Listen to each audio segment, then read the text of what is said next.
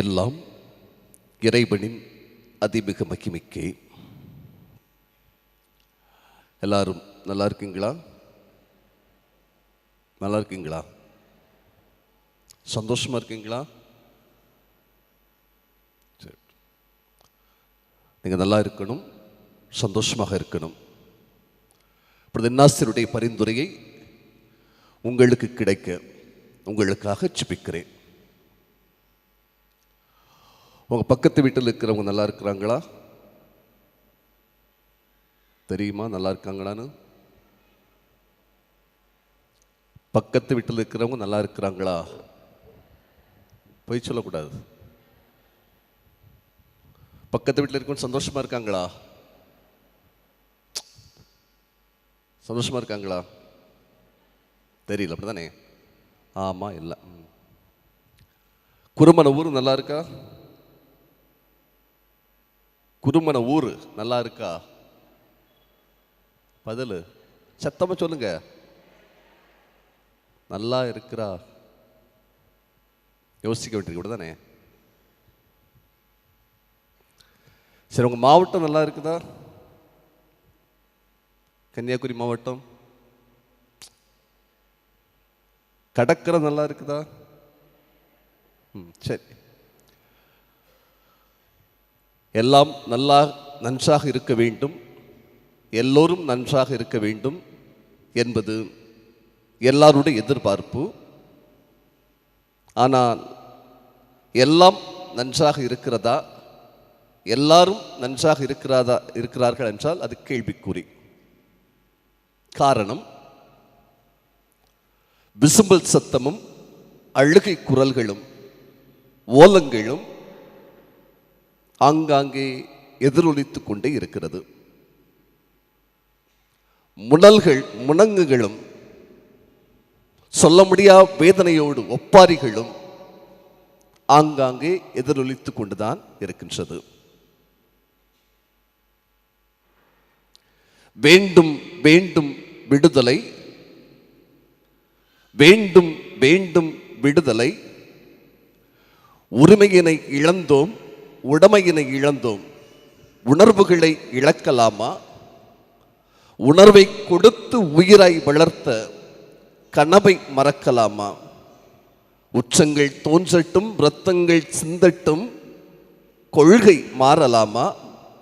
இரத்தத்தின் வெப்பத்தில் அச்சங்கள் சாகட்டும், பாதை மாறலாமா? வேண்டும் வேண்டும் விடுதலை. உரிமைக்கான குரல் ஓங்கி ஒலித்துக் கொண்டுதான் இருக்கின்றது. கடலை காக்கும் குரல் மீனவரின் குரலாகட்டும். கடலை காக்கும் குரல் ஓங்கி ஒலிக்கட்டும். அண்மையில் ஆங்காங்கே ஒலித்துக் கொண்டிருக்கின்றது. சண்டை சச்சரவுகளும் வெட்டு குத்துகளும் பழி வாங்குகின்ற செயல்களும் நாள் செய்தியாக வந்து கொண்டே இருக்கிறது. வறுமையும் நோயும், பசியும் பட்டினியும், கோர பசியினால் வறுமையினால் சாவும், காசாவில் பட்டினியால் இத்தனை பேர் மரணம் என்று அண்மையில் வெளிவந்த செய்தி நமது செவிகளுக்கு நிச்சயம் நல்ல செய்தியாக இருந்திருக்காது. போர் பதட்டம், என்ன நடக்கும்? ஈரான் தேசத்தில் இருந்தவர்கள், நம்மவர்கள் எப்படியாவது வெளியே வந்துவிட வேண்டும் என்று சில நாட்களுக்கு முன்பாக ஏங்கிக் கொண்டிருந்தார்கள். இது நம்மை சுற்றி நடக்கின்ற ஒரு சில நிகழ்வுகள். அப்படி என்றால் எல்லாரும் நல்லா இருக்கிறாங்களா? சிந்தித்து பார்க்க வேண்டிய காலச்சூழல். யாரை நான் அனுப்புவேன் என் மக்களின் விடுதலைக்காக? பழைய ஏற்பாட்டில் யாவை கடவுள் கேட்கின்ற கேள்வி. மனிதா, காயினே, நீ எங்கே இருக்கிறாய்? கடவுள் கேட்ட முதல் கேள்வி. சவுலே, சவுலே, ஏன் என்னை துன்புறுத்துகிறாய்? புதிய ஏற்பாட்டில் இயேசு கேட்ட கேள்வி. அவசர உலகு நவீனத்தை மையமாக வைத்து வேகமாக ஓடிக்கொண்டிருக்கிறது. சுயநலத்தை முன்னிறுத்துகிறது. அடுத்திருப்பவரை நம்பாது என்று கற்றுக் கொடுக்கிறது. உனது நரகம், உனது தொந்தரவு யார் என்றால் உனக்கு அடுத்திருப்பவர் தான். எனவே உன்னை மட்டும் நீ நினைத்துக்கொள், அடுத்திருப்பவர்களை பற்றி நினைத்துக் கொள்ளாதே. கற்றுக் கொடுக்கின்ற வேகமான அவசர உலகில், சுயநல உலகில் இன்று நாம் வாழ்ந்து கொண்டிருக்கின்றோம். நல்ல சிந்தனை, சமூக கருசனை நிறைந்தவர்களாய், சமூக கருசனை நிறைந்தவர்களாய் நாம் வாழ இன்றைய நாள் நமக்கு அழைப்பு தருகின்றது. அழுகுரல் கேட்கின்ற போது, முடகல் சத்தம் கேட்கின்ற போது, விடுதலை குரல்கள் ஓங்கி ஒலிக்கின்ற போது, நம்மை சுற்றியிலும் வேண்டாத செயல் நடக்கின்ற போது நாம் என்ன செய்கிறோம்? முகமது நஜி அலி என்கின்ற கேலி சித்திரக்காரர், பாலஸ்தீன கேலி சித்திரக்காரர் ஒரு கேலி சித்திரம் வரைந்து கொள்கிறார். அந்த கேலி சித்திரம் எப்படி இருக்கிறது என்றால், ஒருவன் தன் முதுகை காட்டிக்கொண்டு தன் கைகளை பின்னால் வைத்துக் கொண்டு நிற்கின்றான். ஒரு மனிதன் முதுகை காட்டிக்கொண்டு கைகளை பின்னால் கட்டிக்கொண்டு நிற்கின்றான். இது உணர்த்துகின்ற பாடம், செய்தி என்ன? அந்த கேலி சித்திரக்காரர் முகமது நஜி அலி உரைக்கின்ற செய்தி, இதோ இந்த மனிதன் கைகளை பின்னால் கட்டிக்கொண்டு நிற்கின்ற மனிதன் சொல்லுகின்ற செய்தி என்னவென்றால், எனக்கும் இப்பொழுது இங்கே நடந்து கொண்டிருக்கின்ற செயலுக்கும் எந்த விதமான தொடர்பும் கிடையாது. முலகல் சத்தம் கேட்கிறதா? எனக்கும் அதற்கும் சம்பந்தம் கிடையாது. ஓலக்குரல் ஒலித்துக் கொண்டிருக்கிறதா? எனக்கும் அதற்கும் தொடர்பு கிடையாது. போராட்டங்கள் வெடித்துக் கொண்டிருக்கிறதா? எனக்கும் அதற்கும் தொடர்பு கிடையாது. நான் உண்டு, என் குடும்பம் உண்டு, என் வேலை உண்டு என்று நான் ஒதுங்கிக் கொள்கிறேன். இன்றைய காலம் ஒதுங்கிக் கொள்கின்ற மனநிலையை வெகுவாகவே விதைத்து விடுகின்றது. நீ ஒரு செயலில் இறங்கினால் அந்த செயலால் உனக்கு பாதிப்பு வந்துவிடும், எனவே ஒதுங்கிக் கொள் என்று சொல்கின்ற நிலைக்கு மனிதர்கள் தங்களையே பின்னுக்கு தள்ளிக்கொண்டு போய்கொண்டிருக்கின்றார்கள். இப்படியே எல்லா மனிதர்களும் இருந்துவிட்டால் நமது சமூகம் எப்படிப்பட்ட சமூகமாக இருக்கும்? சிந்தித்து பார்க்க வேண்டும். அன்பார்ந்த இறைமக்களை, சமூக கருசனை என்பது வார்த்தைகளில் மட்டும் அல்ல.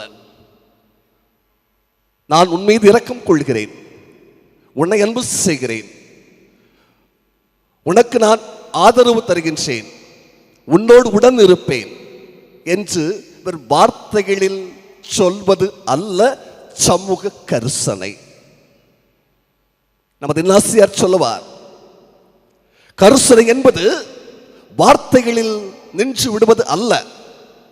கருசனை என்பது வார்த்தைகளில் நின்று விடுவது அல்ல, செயல்களில் அது காண்பிக்கப்பட வேண்டும். செயல்களில் இது காண்பிக்கப்படுகின்ற போதுதான் அதற்கு உண்மை மகத்துவம் கிடைக்கின்றது. நாம் இந்த விழாவை கொண்டாடி மகிழ்ந்து கொண்டிருக்கின்றோம், கடவுளை ஆராதிக்கின்றோம், கடவுளை அன்பு செய்கின்றோம். இந்த வழிபாடு வழியாக இத்தோடு இதன் முழுமை முடிந்து விட்டதா? முடிந்து விட்டது என்றால் இந்த வழிபாடு வீணான வழிபாடு, அர்த்தமற்ற வழிபாடு, எல்லாம் வீண்.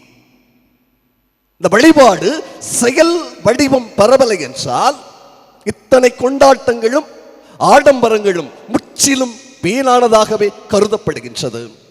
ஆண்டவரே என்று கூவி இழைத்தால் இறையாட்சி சொந்தமாகாது.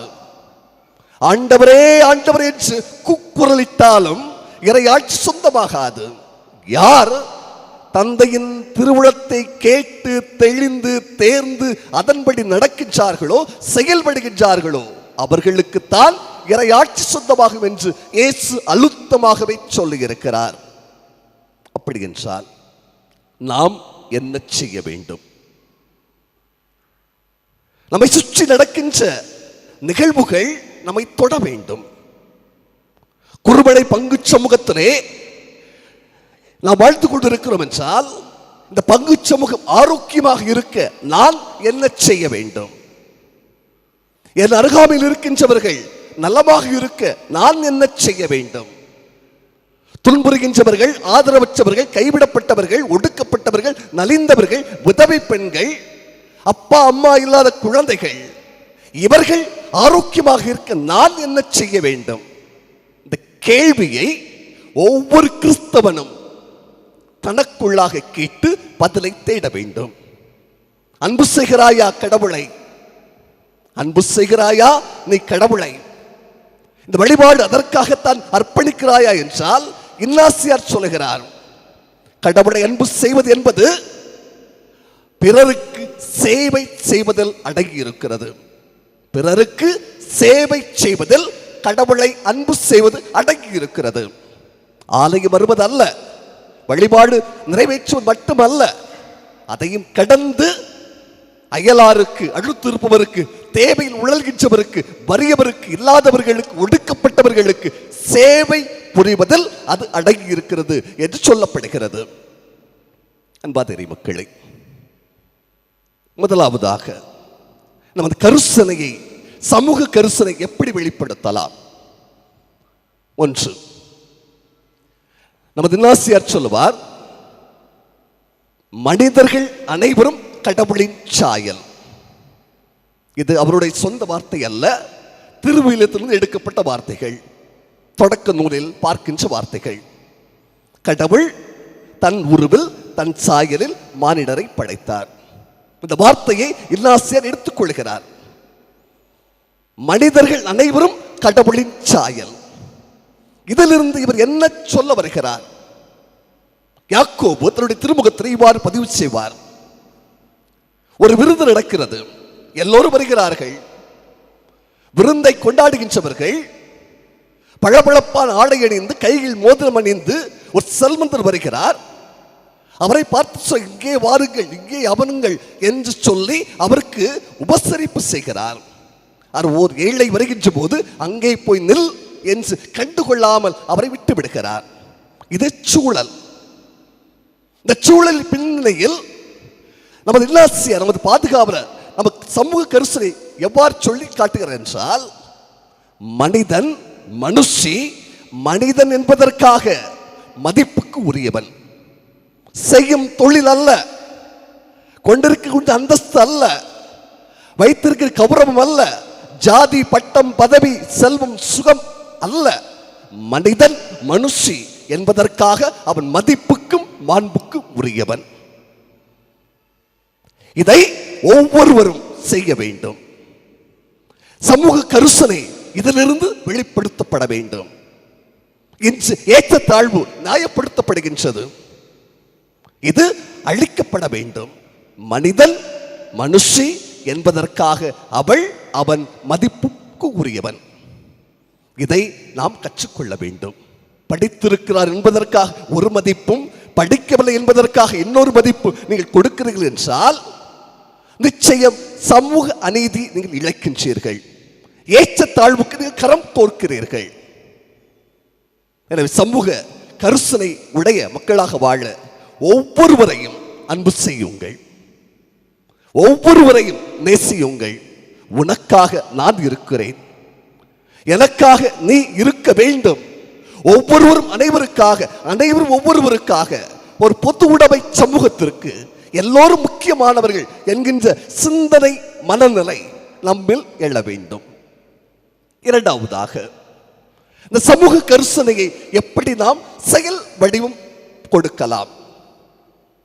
கரிசனை என்பது வார்த்தைகளில் நின்றுவிடக்கூடாது, செயல் வடிவம் காட்டப்பட வேண்டும். மனிதனுக்கும் விலங்குகளுக்கும் என்ன வித்தியாசம்? சாக்ரட்டிஸிடம் கேட்கப்பட்ட கேள்வி.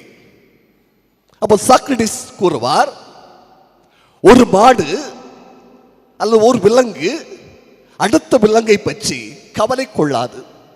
ஆனால் மனிதன் அடுத்த மனிதனை பற்றி கவலை கொள்வான், அக்கறைப்படுவான். இதுதான் மாட்டிற்கும் மனிதனுக்கும் விலங்குக்கும் மனிதனுக்கும் உரிய வித்தியாசம் என்று சொல்லுவார். யார் மனிதன்? இந்த கேள்வி எல்லோருக்குள்ளும் பல நேரம் எழுவது உண்டு. மனிதன் திரைப்படத்தில் கவிஞர் வைரமுத்து மனிதன் யார் என்பதற்கு தன்னுடைய கவிதை வரிகளில் இவ்வாறு சொல்லுவார்: மனிதன் மனிதன், எவன்தான் மனிதன்? வாழும்போது செத்து செத்து பிழைப்பவன் மனிதனா? வாழ்ந்த பின்னும் பேரை நாட்டி நிலைப்பவன் மனிதனா? பிறருக்காக கண்ணீரும் பிறருக்காக செந்நீரும் சிந்தும் எவனோ அவனை மனிதன் மனிதன். அடுத்த வீட்டில் தீப்பிடிக்க நினைப்பவன் மனிதனா? அந்த நேரம் ஓடி வந்து அணைப்பவன் மனிதனா? கொடுமை கண்டு கண்ணை மூடி கிடப்பவன் மனிதனா? கோபம் கொண்டு நியாயம் கேட்டு கொதிப்பவன் மனிதனா? கெடுப்பவன் மனிதனா? எடுப்பவன் மனிதனா? கொடுப்பவன் எவனோ அவனை மனிதன். ஆக மனிதன் என்றால் வரையறை இருக்கிறது. மனிதன் என்றால் அவனுக்கு அறநெறி உண்டு. மனிதன் என்றால் இவன்தான் என்று சொல்கின்ற தத்துவம் இருக்கின்றது. அப்படி என்றால் நாம் மனிதர்களா? வார்த்தையில் மனிதன் என்று சொல்வதல்ல, செயலில் காட்டப்பட வேண்டும். செயலில்லாத விசுவாசம் செத்த விசுவாசம். நீங்கள் மனிதர்கள் என்றால் அது செயலில் காண்பிக்க வேண்டும். ஒரு இளைஞன் இயேசுவை தேடி வருகிறான், நிறைவாழ்வை பெற்றுக் கொள்ள வேண்டும். நான் என்ன செய்ய வேண்டும்? ஆண்டவர் இயேசு சொல்லுகிறார், கட்டளைகளை கடைபிடி. அவனும் சொல்லுகிறான், என் சிறு வயது முதலே கட்டளைகளை கடைபிடித்து வருகின்றேன். ஆண்டவர் அன்பு ஒழுக பார்க்கின்றார். இன்னும் ஒன்று குறைவுபடுகிறது, உனக்குள்ள செல்வத்தை விற்று ஏழைகளுக்கு கொடுப்பாயா? அவன் முகமாட்டத்தோடு திரும்பிச் செல்கிறான். கட்டளைகளை கடைபிடி என்றால் வார்த்தை அளவு அல்ல, செயல் வடிவம். அந்த இளைஞன் வார்த்தையோடு மட்டும் நின்று விடுகிறான், செயல் வடிவம் கொடுக்க மறந்து விடுகிறான், முகமாட்டத்தோடு திரும்பிச் செல்கிறான். ஒரு முனிவரிடம் ஒரு மாணவன் கேட்கின்றான், எனக்கு மோட்சம் கிடைக்குமா? நான் கட்டளை அனைத்தையும் சிறப்பாக கடைபிடித்துக் கொள்கிறேன். அப்போது அந்த முனிவர் சொல்லுவார், இதோ அங்கே பார் அந்த மட்டை, அதோ அங்கே பார் கல், இதோ இங்கே பார் இந்த மண். அந்த மட்டையும் அந்த கல்லும் இந்த மண்ணும் மோட்சத்துக்கு செல்லும் என்றால் நீயும் மோட்சத்திற்கு செல்லுவாய்.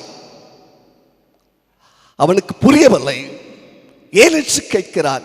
அந்த மட்டை, அந்த கல், இந்த மண் யாருக்கும் இது கெடுதலும் செய்யவில்லை. அது அதன் படியை மட்டும் செய்தது. அது மோட்சத்துக்கு செல்லும் என்றால் நீயும் செல்லுவாய். ஆக மனிதனிடம் எதிர்பார்ப்பது வேறொன்று, எதிர்பார்ப்பது வேறொன்று.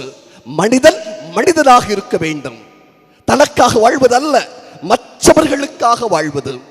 இதுதான் இயேசு சபையினுடைய ஆன்மீகம். இயேசு சபையின் ஆன்மீகம் என்ன? இயேசு உருவாக்கிய இன்னாசியுடைய ஆன்மீகம் என்ன? மற்றவர்களுக்காக, men and women for others, மற்றவர்களுக்காக வாழ்வது, அவர்கள் நலனுக்காக வாழ்வது. அப்படி என்றால் அவர்கள் கண்ணீரை துடைக்க வேண்டியது உங்கள் கடமை, நலிந்தவர்கள் கை தூக்கி விடுவது உங்கள் கடமை, போராட்டத்தை இணைந்து பங்கெடுப்பது, உரிமைக்காக போராடுவது உங்கள் கடமை.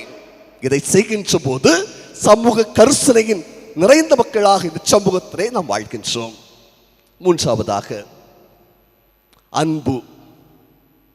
இந்த அன்பு பிறர் அன்பாக வெளிப்படுத்தப்பட வேண்டும்.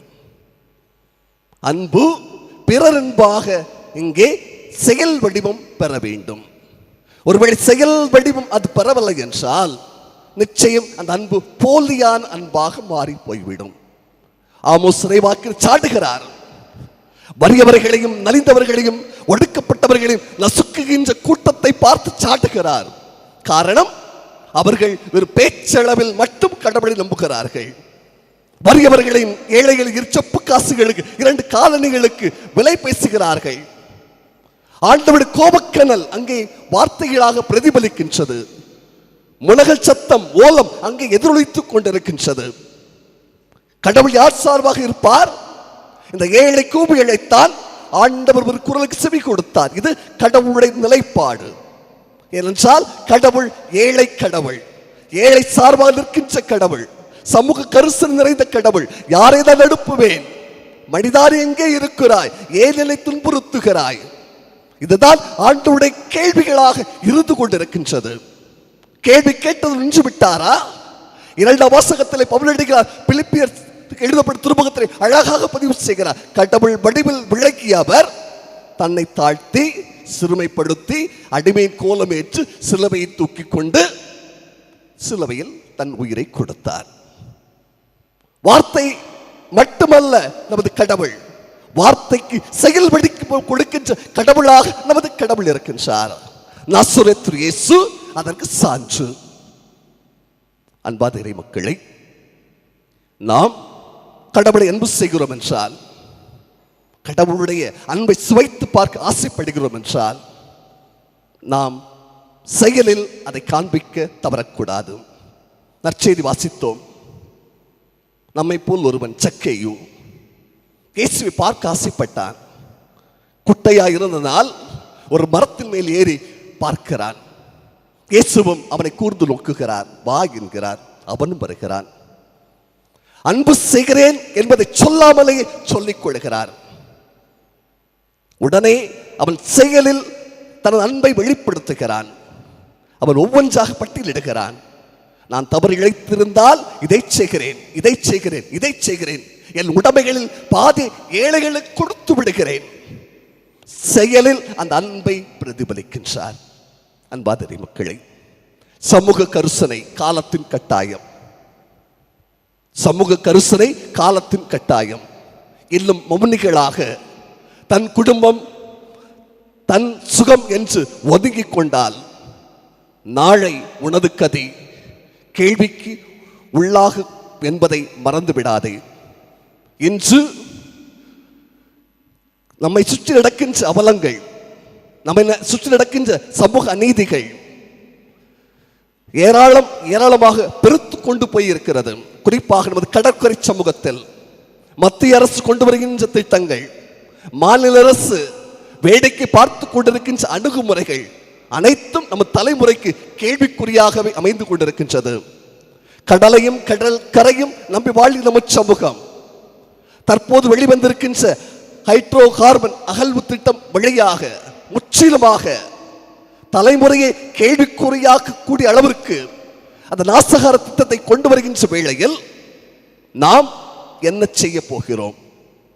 ஒரு தலைமுறை அழிவுக்கு நாம் காரணமாக இருக்க போகின்றோமா? நமது மௌனம், காயினின் மனநிலை, நான் என்ற அவனுக்கு காவலாளியா, இந்த மனநிலையோடு தொடர்ந்து செயல்பட்டால் நிச்சயம் சாபம் நம் மீது வந்து விழும். எனவே அன்பு இறைமக்களே, சமூக கரிசனை உடையவர்களாக வாழ்வோம். சமூகத்தை அன்பு செய்வோம். மாவீரர் கிட்டு சொல்லுவார், நான் என் மண்ணையும் என் மக்களையும் அளவு கடந்து நேசிக்கிறேன், அளவு கடந்து நேசிக்கிறேன். அவர்களுக்காக என் உயிரையும் கொடுக்க ஆசைப்படுகிறேன். உயிரையும் கொடுத்தான், குண்டடிப்பட்டு செத்தான் ஈழ தேசத்திற்காக. இங்கர்சால் என்கின்ற ஒரு இளைஞர் சொல்லுவார், நான் பிறந்த போது இது அடிமை சமூகம், அடிமைப்படுத்துகிற சமூகம், நான் இறக்கின்ற போது இருக்க விட மாட்டேன். உழைத்தான், உரிமைக்காக உழைத்தான், அடிமைத்தளத்தை வேறொருத்தான், தன் உயிரையும் பறி கொடுத்தான். எல்லோரும் வாழ்வு பெற வேண்டும், நிறைவாழ்வு பெற வேண்டும். அதிலும் குறிப்பாக பாவிகளுக்காகவே நான் வந்திருக்கிறேன். சிலுவையில் இயேசு தன்னை ஒப்புக் கொடுத்தார். எல்லா என்று விருதுவாக்குடன் மற்றவர்களுக்காக பணிவிடை செய்வதுதான் இயேசுவை மகிழ்ப்படுத்துவதாகும் என்று தன் அறச்செயல்களை, சமூக பணிகளை முன்னெடுத்தவர் நமது பாதுகாவலர் இன்னாசியார். சமூக கருசனையோடு கல்வி மற்றும் சமூக செயல்பாடு, அதிலும் குறிப்பாக புலம்பெயர்ந்தவர்கள், அதிலும் குறிப்பாக சுற்றுச்சூழல் மீது பேரார்வம், இவைகள் முன்னெடுத்து சென்று தனது சமூக கருசனையை அவர் வெளிப்படுத்தினார். அதே போல் நாமும் சமூக கருசனை உடையவர்களாக வாழ்வோம். காலத்தின் கட்டாயம். பூமியை காப்பாற்ற வேண்டும், நிலத்தை காப்பாற்ற வேண்டும், நீரை காப்பாற்ற வேண்டும், நாம் சுவாசிக்கின்ற காற்றை காப்பாற்ற வேண்டும், நமக்கு வாழ்வை தருகின்ற கடலை காப்பாற்ற வேண்டும், கடற்கரை காப்பாற்ற வேண்டும், பொதுமையை காப்பாற்ற வேண்டும், ஏழைகளை காப்பாற்ற வேண்டும். யார் காப்பாற்றுவார்கள்? இதோ நான் இருக்கிறேன். ஆமென்.